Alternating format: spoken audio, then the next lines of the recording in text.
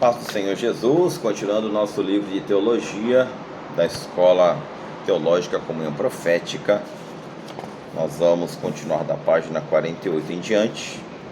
E quais são os objetivos desta lição? Está aqui na página 47, tá bom? Dar 3 conceitos históricos acerca da origem do pecado do homem, fazer um resumo do que a Bíblia ensina sobre a origem do pecado, citar os 2 caracteres do primeiro pecado do homem e mencionar 5 provas históricas ou bíblicas da universalidade do pecado. Tudo bem? Então, na página 48, aqui o tópico conceitos históricos sobre a origem do pecado. São os mais diversos os conceitos que ao longo da história surgiram acerca da origem do pecado no mundo. Os próprios pais da igreja não falaram desse assunto tão claramente como os estudiosos de hoje gostariam que tivessem feito. Do gnosticismo a Herógenes, a ideia de que o pecado se originou da transgressão voluntária e da queda de Adão no Éden se encontra nos escritos de Irineu, um dos pais da igreja, bispo de Lyon, da Ásia Menor, que viveu entre 120 a 208 da nossa era. O conceito de Irineu logo se tomou conta do pensamento e da teologia da igreja, especialmente no combate ao gnosticismo, pois este ensinava que o mal é inerente à matéria. Então os gnósticos ensinavam que o mal era oriundo da matéria, tocou na matéria, na própria matéria já havia o pecado, segundo os gnósticos, né? Segundo o gnosticismo, o contato da alma humana com a matéria, olha aí, tornava essa imediatamente pecadora.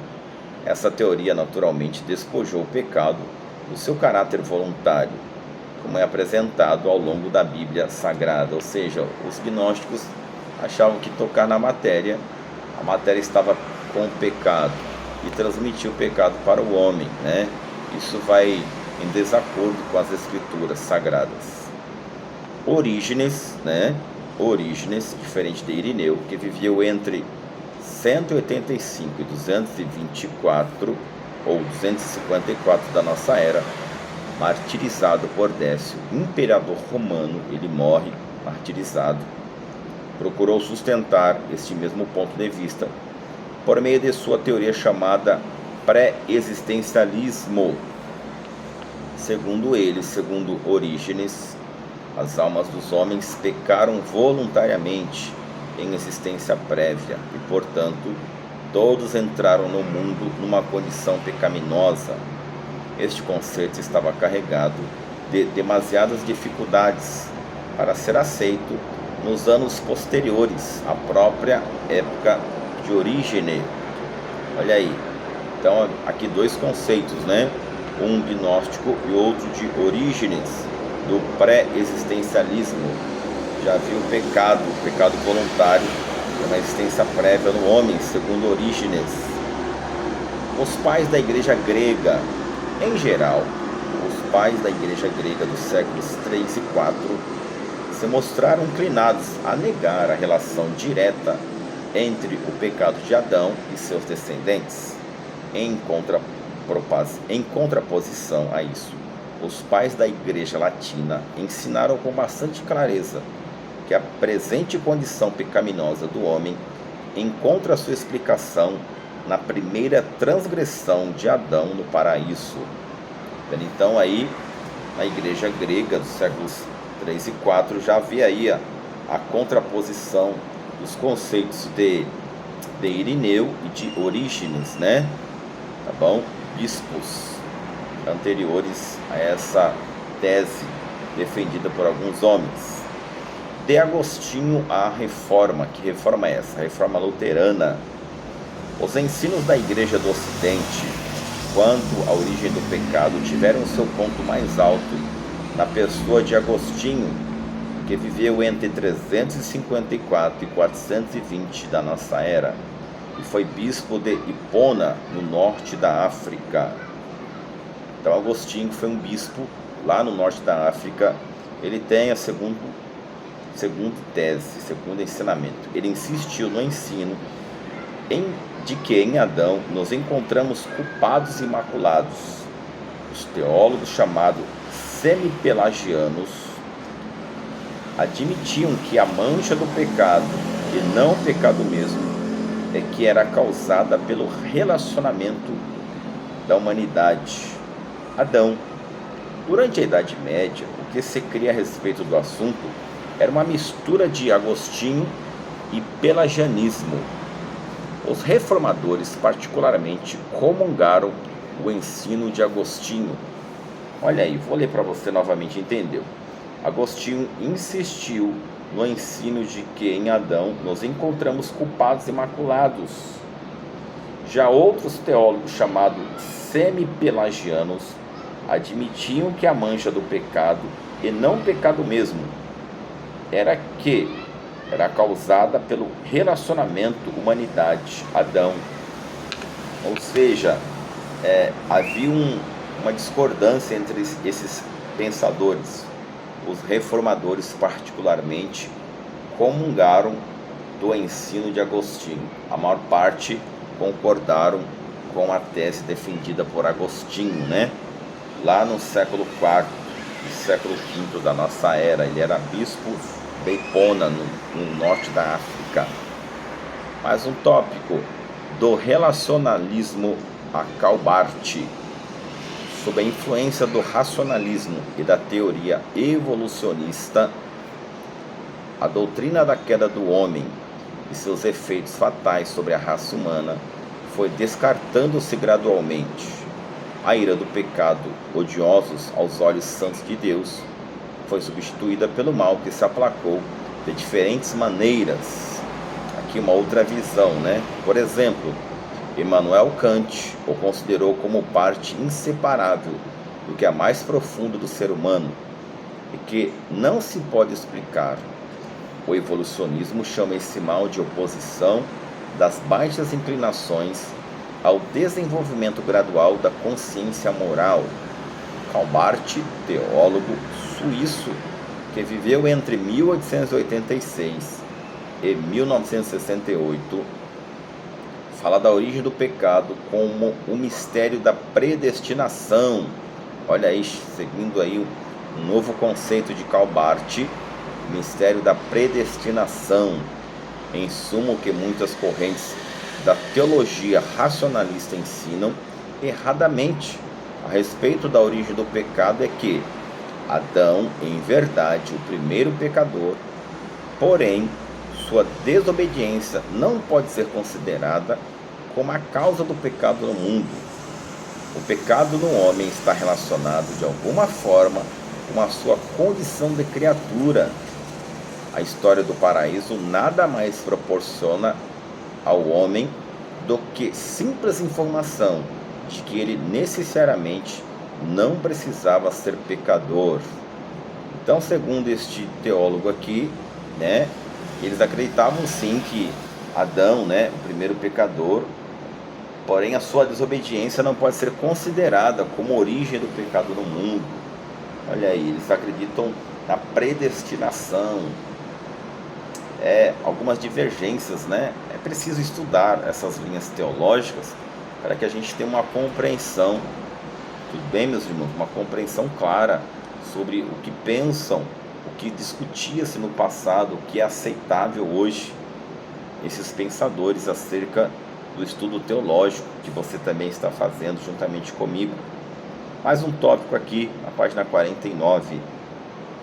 O que a Bíblia ensina sobre a origem do pecado? Na Bíblia, o mal moral que assola o mundo, normalmente chamado pelos homens de fraqueza, equívoco, deslize, define-se claramente como pecado: fracasso, erro, iniquidade, transgressão, contravenção e injustiça. À luz do ensino geral das Escrituras, o homem é apresentado como um transgressor por natureza. Mas como adquiriu o homem essa natureza pecaminosa? O que a Bíblia nos diz acerca disso? Para responder essas perguntas, devemos considerar o seguinte: 1. Deus não é o autor do pecado. Evidentemente, na sua onisciência, já vira a entrada do pecado no mundo. Deus já via, ele já sabia que isso ia acontecer, porque ele é onisciente, bem antes da criação do mundo. Porém, deve ser cuidado para, ao fazer essa interpretação, não fazer de Deus a causa, o autor do pecado. Esta ideia está excluída da Bíblia, Jó 34:10. Longe de Deus, o praticador, longe de Deus, o praticar, ele a perversidade, e do Todo-Poderoso, o cometer injustiça. Então Jó vai escrever e afirmar: está longe de Deus praticar a perversidade, e o Todo-Poderoso jamais comete injustiça. Deus é santo, Isaías capítulo 6, versículo 3, e não há nele nenhuma injustiça, Deuteronômio 32, versículo 4. Tiago diz: ninguém sendo tentado diga, de Deus sou tentado, porque Deus não pode ser tentado pelo mal, e a ninguém tenta. Tiago capítulo 1, versículo 13. Deus odeia o pecado e, como prova disso, enviou Cristo como provisão para destruir o pecado e salvar os homens. Assim sendo, tem de ser ressachadas, abolidas todas aquelas ideias determinadas, segundo as quais Deus é autor e responsável pelo pecado. Tais ideias são contrárias, não só às Escrituras, mas também à voz da consciência, que dá testemunho da responsabilidade do homem. Ou seja, Deus, ele sabia que o homem ia pecar, mas estava na condição humana, adâmica, segundo a imagem e semelhança de Deus, ele ter o seu livre-arbítrio, e através do livre-arbítrio, este casal vinha pecar, originando o pecado em toda a terra. Então vamos ler aqui mais um tópico aqui, o que a Bíblia ensina sobre a origem do pecado, página 50. O pecado teve origem no mundo angélico.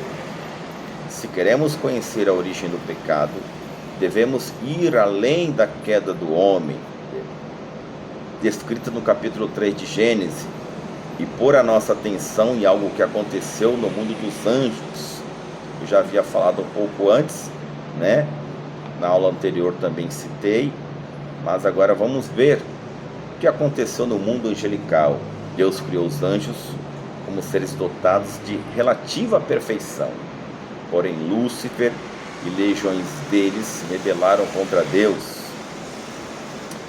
pelo que caíram em terrível condenação. O tempo exato dessa queda não é dado a conhecer na Bíblia, porém, em João 8,44, Jesus fala do diabo como aquele que é homicida desde o princípio. E 1 João 3,8 diz que o diabo peca desde o princípio. Muito pouco se diz a respeito do pecado que ocasionou a queda dos anjos. Entretanto, Paulo adverte a Timóteo para que nenhum neófito seja designado como bispo, para não suceder que ensoberbeça e caia na condenação do diabo. 1 Timóteo 3,6. Concluímos que o pecado do diabo foi a soberba e o desejo de tornar igual a Deus. Então, lá no mundo angelical, esse anjo de luz, ele quis usurpar o trono de Deus. E Paulo vai dizer que ele não abençoe, que ele não, olha só o que Paulo fala. Adverte a Timóteo para que nenhum neófito seja designado como bispo, ou seja ungido como bispo. Por quê? Neófito, do latim neófitos, designa a pessoa que acaba de receber o batismo ou a iniciação no grupo religioso, sendo usado em um sentido figurativo para designar um novato ou principiante. Que era um neófito? Uma pessoa imatura. Então Paulo diz a Timóteo: olha, não leve nenhum imaturo episcopado. Para quê? Para que ele não se ensoberbeça e não caia a condenação do diabo. 1 Timóteo 3,6. Então, neófito, uma pessoa sem experiência, uma pessoa sem conhecimento, um novato, um principiante no Evangelho. Então, nós entendemos aqui que existe uma responsabilidade de um pastor ungir alguém ao diaconato, ao presbitério, ao pastorado, né, ao evangelismo, ao evangelista, ao missionário, para que ele vindo se ensoberber, a soberba entrar no coração deste novato, desse principiante da sua fé, e ele seja aí levado pela astúcia do diabo. Deu para entender como é uma grande responsabilidade? Porque o diabo ele fica andando a terra, tentando tragar aqueles que pregam a fé genuína do céu. Então, o obreiro precisa ser capacitado, instruído, orientado, para que num futuro, com a sua experiência, tendo ali seu bom testemunho, ele que almeja o episcopado seja levado, para que ele não caia na tentação, na condenação do diabo. Tudo bem? Vamos aqui mais um tópico: a origem do pecado na raça humana. A Bíblia ensina que a origem do pecado na história da humanidade foi a transgressão voluntária de Adão e Eva. O homem deu ouvido à insinuação do tentador de que, se colocasse em oposição a Deus, se tornaria igual a Deus. Tomando do fruto que Deus proibira, Adão caiu, abrindo a porta de acesso ao pecado no mundo. Ele não somente pecou, como também se tornou servo do pecado. Portanto, assim como por um só homem entrou o pecado no mundo, e pelo pecado a morte, assim também a morte passou a todos os homens, porque todos pecaram. Porque assim como por uma só ofensa veio o juízo sobre todos os homens para a condenação, assim também por um ato de justiça veio a graça sobre todos os homens para a justificação da vida. Porque, como pela desobediência de um só homem, muitos se tornaram pecadores, assim também por meio da desobediência de um só, muitos se tornarem justos. Romanos 5, versículo 12, 18 e 19. Muito bem? Então nós vemos aqui a origem do pecado na raça humana se deu, segundo a Bíblia, pelo casal adâmico. Essa sim é a crença e a tese defendida e crida pela palavra do Senhor. A palavra do Senhor é viva, eficaz e permanente. Ela sim é o nosso manual, a nossa bússola que demonstra a verdade. Toda a origem do pecado se deu por causa desse pecado adâmico, deste casal lá no Éden. O caráter do primeiro pecado do homem. De acordo com o relato sagrado, o primeiro pecado do homem consistiu em haver Adão comido da árvore do conhecimento do bem e do mal, em desacato à ordem do Senhor. Da árvore do bem e do mal não comereis, porque no dia em que dela comeres, certamente morrerás. Gênesis 2:17. Dissemos no primeiro texto da lição anterior: não sabemos que classe de árvore era a do conhecimento do bem e do mal. Poderia ter sido uma macieira, uma pereira ou uma qualquer árvore frutífera. Certamente não haveria nada de pecaminoso em que se comer do fruto dessa árvore, se Deus a respeito dela não houvesse dito: da árvore do conhecimento do bem e do mal não comerás. Muito bem, então estamos aqui estudando a martiologia e eu te vejo no próximo vídeo. Deus te abençoe.